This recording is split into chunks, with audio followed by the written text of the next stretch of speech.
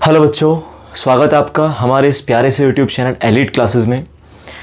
आज हम स्टार्ट करेंगे क्लास 9th का फिजिक्स। ठीक है, सिर्फ मैं आपको फिजिक्स पढ़ाऊंगा। तो क्लास 9th के फिजिक्स में पहले तो आप ये जान लो आपको पढ़ना क्या क्या है। देखो जी, आज तक आपने 8th क्लास में साइंस पढ़ी है।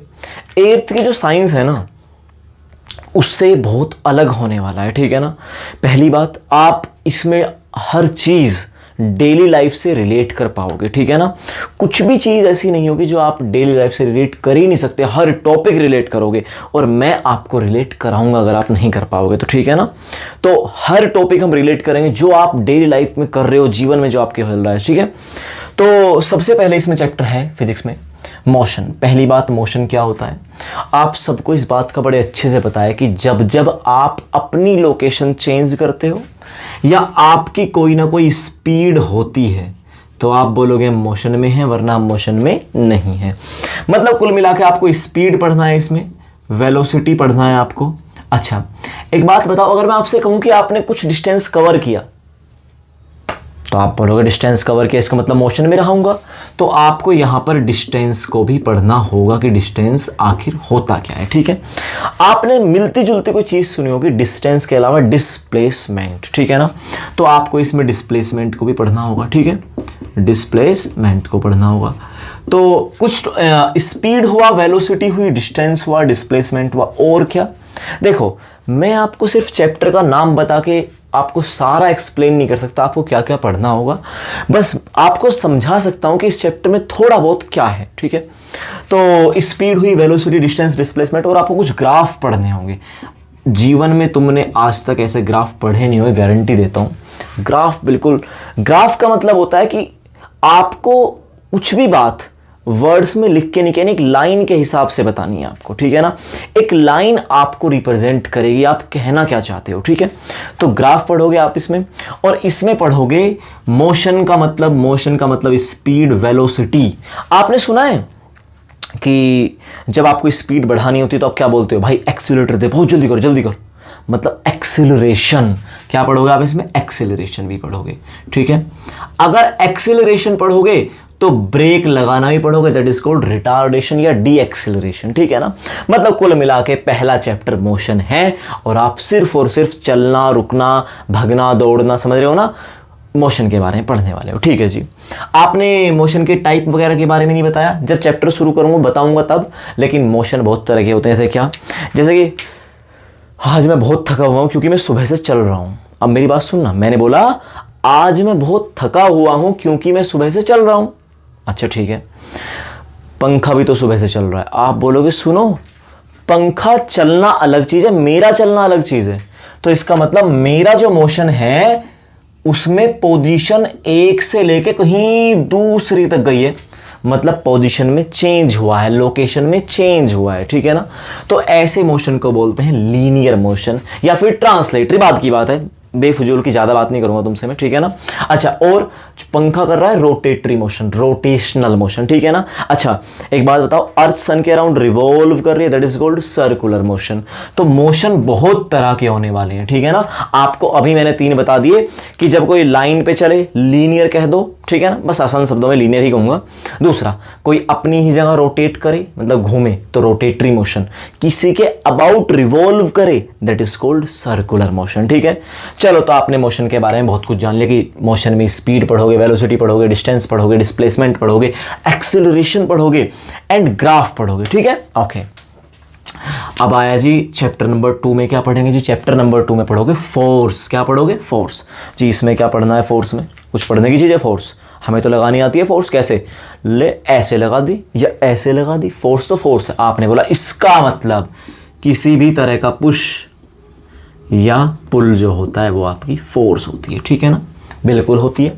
आप एक बात बताओ, ठीक है, फोर्स से आप क्या कर सकते हो? आपने बोला फोर्स से हम किसी की दीवार तोड़ सकते हैं, घर गिरा सकते हैं, मतलब वैसे ही बोल रहा हूं। तो आप बोलोगे फोर्स से ही तो हम सब कुछ कर रहे हैं। जैसे मुझे अपना बैग उठा के स्कूल लेके जाना है तो क्या लगानी पड़ेगी? फोर्स लगानी पड़ेगी। मानते नहीं मानते? साइकिल चलानी है, फोर्स लगानी पड़ेगी। स्कूटी स्टैंड से उतारनी है, फोर्स लगानी पड़ेगी। इसका मतलब आपको कुछ भी करने के लिए पुश या पुल तो करना ही पड़ेगा। ठीक है ना? ओके, जिम जा रहे हो, डंबल उठा रहे हो, आपको पुल करना पड़ेगा, समझे कि नहीं समझे? ओके, तो इसका मतलब ये है कि फोर्स जो है डिस्प्लेसमेंट हाँ चलो डिस्प्लेसमेंट ही कहूंगा, या डिस्टेंस, DISPLACEMENT, डिस्प्लेसमेंट। फोर्स जो है किसी की पोजीशन को चेंज कर सकता है हाँ है ना। इसका मतलब कुछ भी पुश या पुल किसी की पोजीशन को चेंज मतलब डिस्प्लेसमेंट करा सकता है, बिल्कुल करा सकता है। इसका मतलब फोर्स ही क्या कराएगा? आपने बोला फोर्स ही वर्क कराएगा, हाँ है ना। अच्छा, तो अब इसको मैं रिलेट करूंगा यहां से, समझे कि नहीं समझे? तो फोर्स लगने से क्या होता है? वर्क होता है। हर बार नहीं होगा, मैं तुम्हें बस समझा रहा हूं कि अगर फोर्स ना होगी तो वर्क ना होगा। तो आपने बोला ठीक है, फोर्स से किसका कनेक्शन हुआ? वर्क का। आप वर्क कब कर पाओगे? जब आपके अंदर एनर्जी होगी, समझे कि नहीं समझे? तो मतलब वर्क ही क्या है? एनर्जी है। बताऊंगा, बाद की बात है। मतलब वर्क होने के लिए किसका होना जरूरी है? एनर्जी का। जितनी ज्यादा एनर्जी उतनी ज्यादा लगेगी फोर्स, जितनी ज्यादा लगेगी फोर्स उतने आप किसी को खींचोगे या पुश करोगे या पुल करोगे, ठीक है ना। अच्छा, मान लो तुम्हें कुछ पुश करके लेके जाना, जैसे तुम रिक्शा ड्राइवर, बहुत गरीब एग्जांपल, ठीक है। अब आपको रिक्शा को खींच के लेके जाना है, ठीक है ना। किसी भी चीज़ को जो आप समझ सको, अपने दिमाग में इमेजिन कर लो, आपको बेड ही खींच के ले जाना है एक रूम से दूसरे रूम तक, ठीक है। आपने क्या लगाई? आपने लगाई फोर्स से उसको खींचा, पुल किया, तो क्या हो रहा है? डिस्प्लेस हो रहा है कि नहीं हो रहा? डिस्प्लेस हो रहा है, तो इसका मतलब वर्क हुआ कि नहीं हुआ? हाँ जी हुआ। अगर तुम्हारी मम्मी तुमसे सुबह कह के जाए ये बेड है ना, मुझे यहाँ नहीं दिखना चाहिए, उस कमरे में मिलना चाहिए।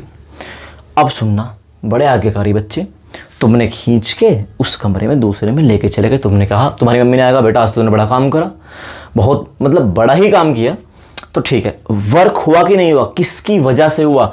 आपने बोला पुश या पुल, मतलब फोर्स की वजह से हुआ। तो फोर्स से ही क्या होगा? आपने बोला वर्क होगा। लेकिन सुनो, एक लोचा और है। लोचा ये है कि तुम्हारे बेड में इतने कपड़े भरे हुए थे, इतनी सारी चीजें रखी हुई थी, तुमने खूब जोर लगा ली, तुमने खूब फोर्स लगा ली, लेकिन भाई डिस्प्लेस ही नहीं हुआ। अब आपकी मम्मी ने आते पहले तुम्हें गुट बजाया, कह रही तूने काम कैसे नहीं करा। अब तुमने कहा मैंने तो खूब फोर्स लगाई थी मगर डिस्प्लेसमेंट ना हुआ, समझे कि नहीं समझे? तो अगर डिस्प्लेसमेंट नहीं है तो भी वर्क कितना होगा? जीरो, समझे कि नहीं समझे? आपने भर भर के फोर्स लगाई थी पर डिस्प्लेसमेंट कितना था? जीरो, इसलिए वर्क नहीं हुआ। तो वर्क के लिए क्या चाहिए? फोर्स और डिस्प्लेसमेंट दोनों चाहिए। ताकत लगने के बाद, पुश या पुल होने के बाद वो चीज डिस्प्लेस होनी चाहिए। जैसे क्या, तुम दीवार धकेल रहे हो पड़ोसी की कि तोड़ के गिराएंगे, मारेंगे पड़ोसी को, ठीक है। आपने खूब फोर्स लगाई, कुछ भी नहीं हुआ, तो वर्क कितना हुआ? जीरो, क्योंकि फोर्स तो लगाई लेकिन क्या नहीं हुआ? डिस्प्लेसमेंट नहीं हुआ। क्या आपको मेरी बात समझ में आती है? ठीक। तो उसके बाद laws of motion, force and laws of motion. जी, लॉज ऑफ मोशन का मतलब मोशन के लॉज क्या क्या है? देखो मेरी बात सुनो, हर चीज़ के लॉज होते हैं, नियम कानून होते हैं, कायदे होते हैं, ठीक है ना। ये बात तुम सबको पता है, स्कूल के कुछ लॉज है, ठीक है।